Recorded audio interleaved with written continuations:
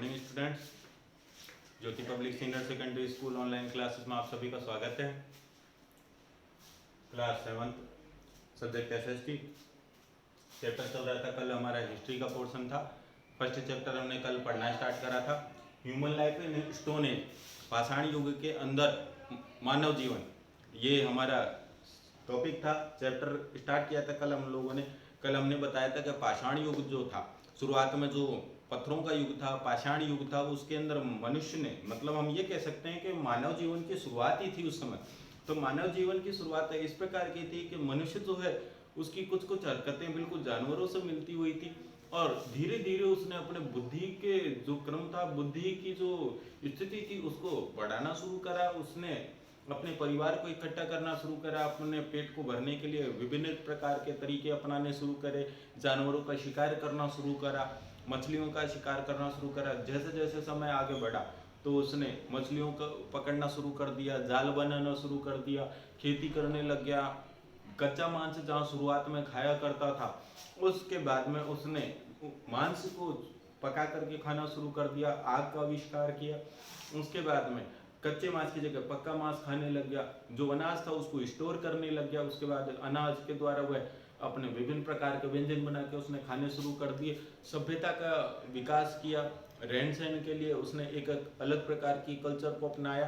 तो बहुत से जो क्रमिक विकास था, धीरे धीरे ये विकास हुआ। कोई 2, 4, 5, 10 सालों के अंदर ये विकास नहीं हुआ। हमने कल ये भी पढ़ा कि जो पाषाण युग था उसको 3 भागों में हमने डिवाइड किया था।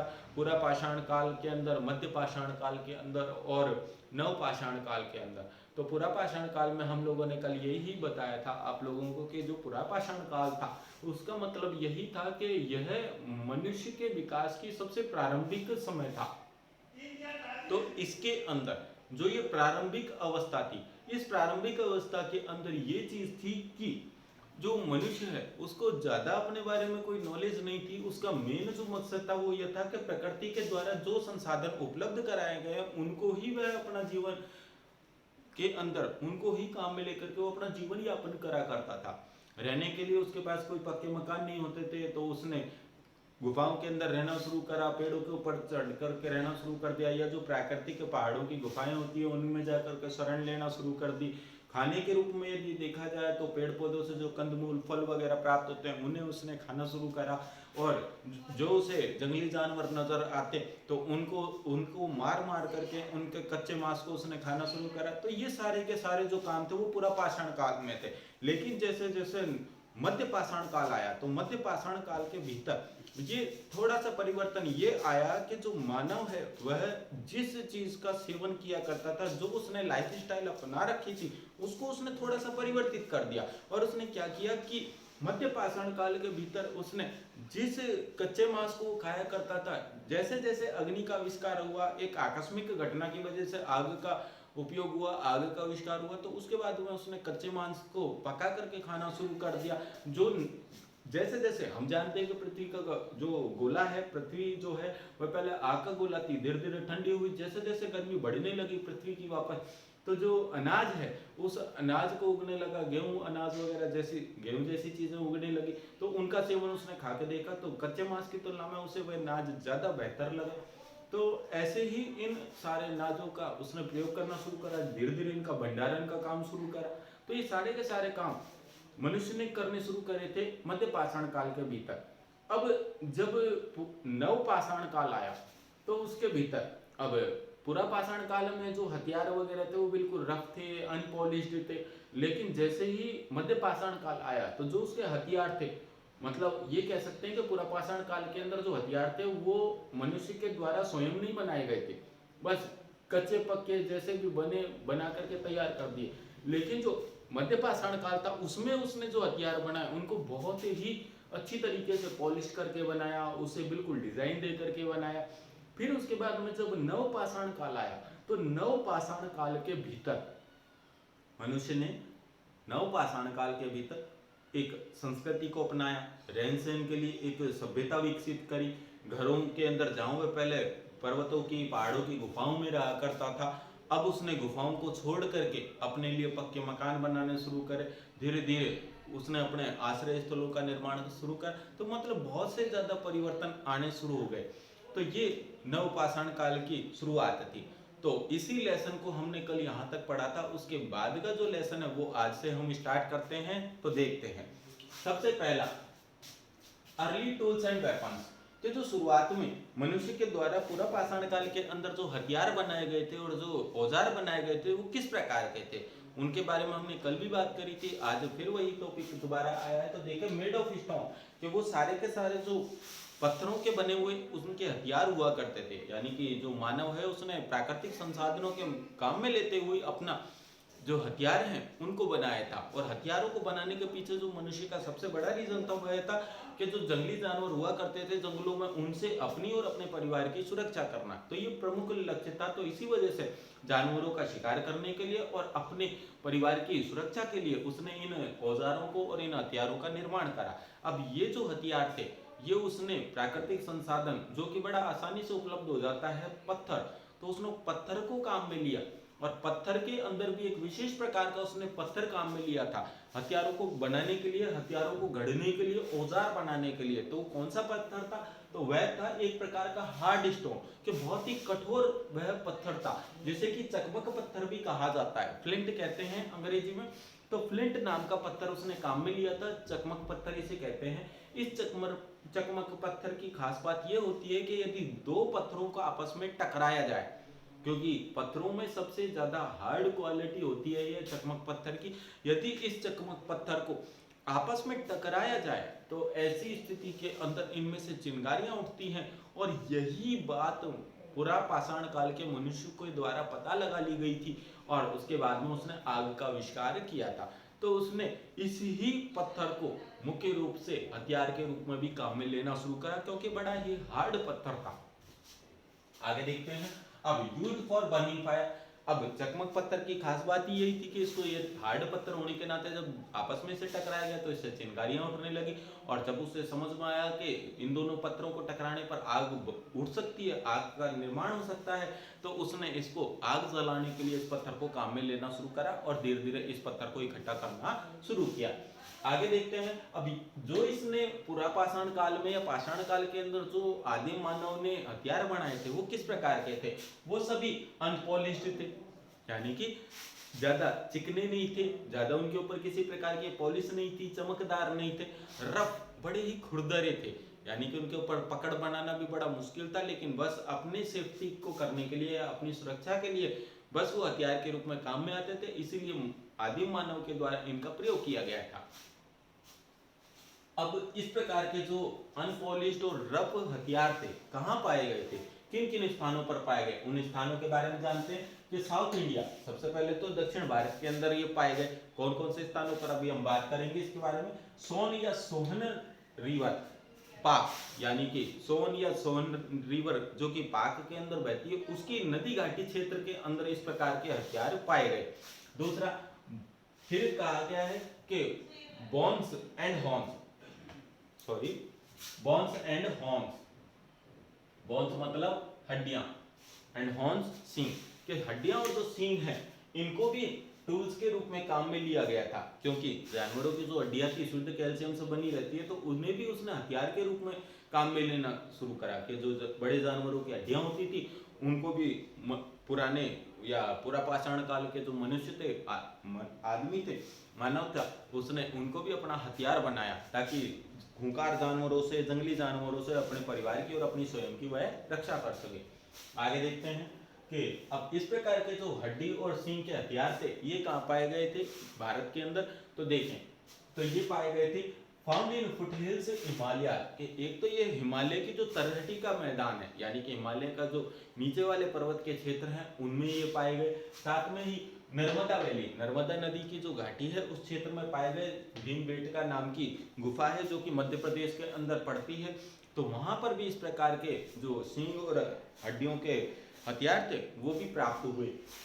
आगे है डेक्कन, यानी कि जो दक्षिण का पठार है, दक्षिण का पठार भी जिसे कि कहते हैं, कि वहां के अंदर हुंगी नाम की जगह और कुरनूल जो कि आंध्र प्रदेश के अंदर स्थित है, इन स्थानों पर से भी पुराने पत्थर के औजार और साथ में हड्डियों और सींग के औजार भी खुदाई के दौरान पाए गए हैं। आगे देखें, 3 टाइप्स ऑफ मेजर टूल्स। अब मनुष्य ने उस समय के यानी कि तत्कालीन जो मानव था उसने उस समय के दौरान जो हथियार बनाए उनमें मुख्य रूप से 3 प्रकार के हथियार खुदाई के दौरान पाए गए। कौन कौन से थे वो 3 हथियार और उनका यूज क्या था, पुराने जमाने का जो मानव है उन हथियारों को किस तरीके से काम में लेता था, तो ये अब हम आगे देखते हैं इसके बारे में। 3 टाइप्स ऑफ मेजर टूल्स, 3 प्रकार के मुख्य हथियार थे। पहला था हैंड एक्स, दूसरा था चॉपर्स और तीसरा था फ्लैग इम्प्लीमेंट्स एज नाइफ, यानी कि 3 प्रकार के हथियार थे। सबसे पहला तो था हैंड एक्स, हाथ की कुल्हाड़ी, यानी कि जो सबसे पहले हथियार पाए गए, एक तो पाई गई हाथ की कुल्हाड़ी। तो शुरुआत में जो कुल्हाड़ी मिली है, शुरुआत में कुछ शैल चित्रों के माध्यम से ये पता लगा है, कुछ शिलाओं के ऊपर, चट्टानों के ऊपर जो चित्र मिले हैं उनसे ये देखने में लगता है कि शुरुआत में जो कुल्हाड़ी बनाई गई थी, हैंड एक्स बनाई गई थी, वो बगैर हैंडल की थी, यानी कि उसमें हैंडल नहीं था। लेकिन आदिम मानव ने उसको कुल्हाड़ी के रूप में काम में तो लिया, लेकिन जब वह किसी जानवर के ऊपर उसका प्रहार करता था या किसी चीज के ऊपर जो वो पूरी ताकत के साथ वार किया करता था, तो उतनी फोर्स के साथ किसी चीज के ऊपर दम नहीं लगा पाता था, वार नहीं कर पाता था। इसलिए उसने कुछ समय बाद इस ही कुल्हाड़ी के रूप को बदल करके हैंडल के साथ कुल्हाड़ियों का निर्माण शुरू करा, और इस प्रकार की जो कुल्हाड़ियां हैं वह बहुत से स्थानों से खुदाई के दौरान प्राप्त हुई हैं। तो सबसे पहले तो उसने हैंड एक्स को काम में लेना शुरू करा। तो विदाउट हैंडल की तो उसने शुरुआत में बनाई थी, लेकिन उससे जब उसको लगा मनुष्य को कि ज़्यादा फोर्स नहीं लग पाता किसी जानवर के ऊपर वार करते समय, तो उसने उसका रूप चेंज करके उसे हैंडल वाला बना दिया। इसके बाद हम बात करते हैं चॉपर। चॉपर का हिंदी में अर्थ होता है गंडासा। ये एक प्रकार का बड़ा चाकू था। इसका प्रयोग, एक तरफ इसमें बहुत तेज धार हुआ करती थी, धार होने के कारण बहुत ही खतरनाक ये हथियार हुआ करता था, और चकमक पत्थर से बना होने के कारण इसकी जो धार थी वो भी बहुत तीक्ष्ण हुआ करती थी, बहुत तेज हुआ करती थी। तो इसका प्रयोग वह करता था अक्सर जानवरों के मांस को या तो काटने के लिए, या जानवरों के मांस को बहुत ज़्यादा बारीक करने के लिए, या किसी भी चीज को यदि वह काटना चाहता था तो इस चॉपर के माध्यम से वह काटा करता था। अब इसके बारे में बात करते हैं फ्लैग इम्प्लीमेंट्स। ये छोटे छोटे हथियार हुआ करते थे जिनका प्रयोग वह क्या करता था कि जो अपने, आप जानते हैं सभी के आदिम मानव जो था वह तीर बाण का या धनुष का भी प्रयोग किया करता था जानवरों का शिकार करने के लिए। तो जो उसके तीर बाण वगैरह थे उसके आगे वह इन्हें लगा दिया करता था, और यह धार में इतने तेज हुआ करते थे कि जानवर के शरीर को तुरंत ही भेद दिया करते थे। बहुत ही तीक्ष्ण धार वाले ये हथियार हुआ करते थे, तो उनका प्रयोग भी इन्होंने करना स्टार्ट हुआ, और ये सभी चाकू के रूपों में काम में आते थे, यानी कि एक प्रकार का, इस प्रकार का धारदार हथियार था जिसको कि तीरों के आगे या भालों के आगे लगाया जाता था। आगे कहता है these are with sharp edge, यानी कि इन सभी की जो किनारा है वह बहुत ही तेज हुआ करता था, और बहुत तेज धार होने के कारण बहुत ही खतरनाक ही हथियार बन जाते थे। खूंखार जानवरों को इनसे डराया जाता था, उनका शिकार किया जाता था, और खूंखार जानवरों को इन हथियारों के कारण या इन हथियारों की वजह से दूर भागना पड़ता था, और आदिम मानव जो है वो अपने परिवार की और अपने स्वयं की इन हथियारों के माध्यम से रक्षा कर सकता था। Man was totally found in cave and rock shelters. अब जो मनुष्य है उसको या मनुष्य जो है उस समय के दौरान कहाँ रहा करता था, तो गुफाओं में रहता था, और साथ में उसने जो बड़ी बड़ी चट्टानें हुआ करती थी तो उनमें जो कंदराएं रहती थी, छोटी छोटी गुफाएं हुआ करती थी, उनके अंदर वह शरण लेता था, और उसके ऐसी ही कंदराओं में, ऐसी ही गुफाओं के अंदर ये जो हथियार हैं पुरापाषाण काल के, वो बहुत से स्थानों से प्राप्त हुए हैं, और बहुत से जगहों पर शैल चित्र के माध्यम से भी इन बातों को दर्शाया गया है कि इतने अनेक और विभिन्न प्रकार के जो खतरनाक हथियार थे वो पुरापाषाण काल का मनुष्य काम में लिया करता था। आगे है man was totally dependent on nature for his food supply. सबसे महत्वपूर्ण बात कल भी हमने बताया कि जो आदिम मानव था या आदिकालीन मानव था वह पूरी तरीके से पृथ्वी के ऊपर या इस धरती के ऊपर पूरी तरह से नेचर के ऊपर डिपेंड था, क्योंकि उसे जो भी चीज प्राप्त हुई थी वह नेचर के द्वारा ही प्राप्त हुई थी। हमने खाने की बात करी, तो जो आदिम मानव था वह खाने के रूप में प्रकृति के द्वारा और पेड़ पौधों के द्वारा जो कंदमूल फल मिलता था उसे खाया करता था, जानवरों का शिकार किया करता था, और साथ में रहने के लिए वह कंदराओं को प्रयोग में लेता था, रॉक शेल्टर के रूप में, या चट्टानों की जो गुफाएं होती थी छोटी छोटी उनमें रहा करता था। तो कुल मिलाकर हम ये कह सकते हैं कि वह पूरी तरह से प्रकृति के ऊपर निर्भर था। Tools were used as skinning of dead animals, cutting flesh and splitting their bones. अब जो मनुष्य था उस समय का, वह क्या करता था कि इन हथियारों को, स्किनिंग ऑफ डेड एनिमल्स, मरे हुए जो जानवर रहा करते थे उनकी खाल को उतारने में काम में लिया करता था। कटिंग फ्लैश, जानवरों के मांस को काटने में काम में लेता था, और साथ में ही स्प्लिटिंग देयर बोन्स, और जो हड्डियां होती थी बड़े बड़े जानवरों की उनको फाड़ने के भी काम में लिया करता था। ऐसा क्यों? क्योंकि इन हथियारों का प्रयोग वो इन 3 प्रमुख कार्यों में करता था। और अभी आपको बताया कि जो हड्डियां हैं वो भी एक प्रकार का हथियार हुआ करती थी और हथियारों के रूप में काम में लिया करते थे। तो ये सभी हथियार जो है मुख्य रूप से इसी प्रकार से काम में आते थे। और जो उस समय का मनुष्य था वह पूरी तरीके से प्रकृति के ऊपर ही डिपेंड था। प्रकृति के अलावा वह किसी और संसाधन के माध्यम से अपने भोजन को, अपने आश्रय स्थल को, अपने हथियारों को प्राप्ति नहीं कर सकता था। यानी कि कुल मिला के हमने यही कहा कि वह टोटली अपने प्रकृति के ऊपर ही डिपेंड था। प्रकृति ने जो संसाधन दिए उसे प्रदान करे, उसी के ऊपर वह निर्भर रहा और उसने अपने जीवन को यापन किया। और जो 3 प्रमुख हथियार उसने काम में लिए वो थे hand axe, choppers and flat implement. तो हैंड एक्स के बारे में भी आपको बताया कि जो कुल्हाड़ी थी वो इस प्रकार की थी कि कुल्हाड़ी के अंदर शुरुआत में हैंडल नहीं हुआ करता था, लेकिन उसके बाद में हैंडल काम में लेने लगा। और इसका प्रमुख कारण ये रहा कि जो बगैर हैंडल की कुल्हाड़ी थी उसके द्वारा जो वार किया जाता था वो ज़्यादा टफ नहीं होता था, ज़्यादा तेज नहीं होता था। लेकिन जो हैंडल जब उस कुल्हाड़ी के अंदर लगा दिया गया तो किसी भी जानवर के ऊपर जब वार किया जाता था तो फुल फोर्स के साथ में किया जा सकता था। तो ये सबसे बड़ा कारण था। यहाँ पर आपको बताया कि चॉपर्स का प्रयोग करा गया था और इन सभी हथियारों को बनाने के लिए एक विशेष प्रकार का पत्थर काम में लिया गया था जिसे हम चकमक पत्थर कहते हैं। तो वही चकमक पत्थर काम में लिया गया। और सबसे बड़ी बात कि छोटे छोटे धार वाले जो तीक्ष्ण हथियार होते हैं उनको भी काम में लिया गया, और साथ में जो तीर हैं, भाले हैं, उनके धार के ऊपर उन्हें लगा दिया जाता था और जानवरों को मारा जाता था। और उन जानवरों को मार करके उनके मांस का सेवन किया जाता था। अब इसके बाद में आपको ये भी बताया इस लेसन के अंदर कि चकमक पत्थर का यूज मेन रूप से आग जलाने के लिए करते थे। साथ में ही इस प्रकार के जो हथियार थे वे अनपॉलिश्ड थे, रफ थे, यानी कि ज़्यादा चमक वाले नहीं होते थे और खुरदरे होते थे। साथ में ही आपको बताया कि हड्डियों के और सींगों से बने हुए जो हथियार थे वे इन सभी स्थानों पर पाए गए। हिमालय की तलहटी के अंदर, या नर्मदा नदी की जो घाटी है, नर्मदा वैली है भीमबेटका एमपी के पास में, तो उस गुफा के अंदर भी ये सारे के सारे इसके अवशेष पाए गए। और साथ में दक्कन के पठार के अंदर होंगी और जो कुरनूल नाम की जगह है आंध्र प्रदेश के अंदर, वहाँ पर भी इनका अस्तित्व पाया गया। तो कुल मिलाकर हम ये कह सकते हैं कि इन सभी स्थानों पर ये आदिम मानव के सभी जो हथियार हैं या हड्डियों से बने हुए, पत्थरों से बने हुए, ये सभी पाए गए। और शैल चित्रों के ऊपर इनके चित्र पाए जाने की वजह से, यानी कि आदिम मानव के चित्र पाए जाने से ये बातें सभी स्पष्ट हो जाती हैं कि इस प्रकार के हथियारों को मनुष्य काम में लेता था।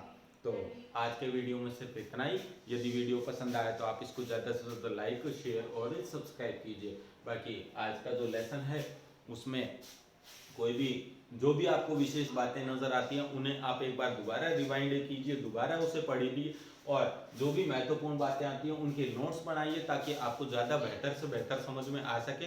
तो आज के लेसन में सिर्फ इतना ही, बाकी गए नेक्स्ट वीडियो में। Thank you.